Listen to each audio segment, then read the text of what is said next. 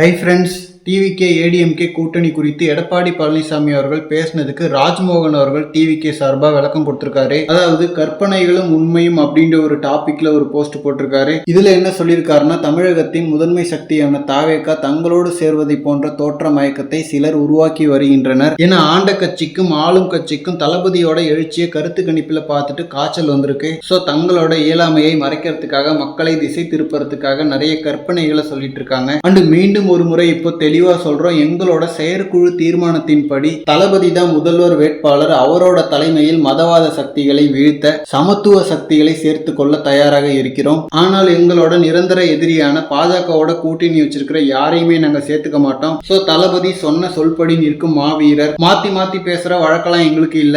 So எங்களோட சரித்திர சிறப்பை பெறப்போகும் மாநாடை முடிச்சுட்டு தளபதியோட அரசியல் நடவடிக்கைகள் வெற்றி பயணம்னு எல்லாத்தையுமே முடிச்சுட்டு தளபதியை தலைமையாக ஏற்று வரும் சமத்துவ சக்திகளை அரவணைப்போம். மண்ணுக்கும் மக்களுக்கும் தீமை பயக்கும் மதப்பற்று பாஜக, குடும்பப்பற்று திமுக இருவரையும் தோற்கடிப்போம் அப்படின்ற மாதிரி ராஜ்மோகன் அவர்கள் தெளிவா டிவிகே சார்பில் விளக்கம் கொடுத்திருக்காரு. சோ எடப்பாடி அவர்கள் சொல்ற மாதிரி இப்போதைக்கு ஏடிஎம்கேவோட கூட்டணி எல்லாம் சேரல, பாஜகவோட கூட்டணியை முறிச்சிட்டு தளபதியை தலைமையா ஏற்று வந்தா மட்டும் அக்செப்ட் பண்ணிப்போம் அப்படின்ற மாதிரி சொல்லியிருக்காரு. சோ டிவிகே இந்த ரெண்டு விஷயத்துல கிளியரான ஒரு ஸ்டாண்ட்ல இருக்காங்க.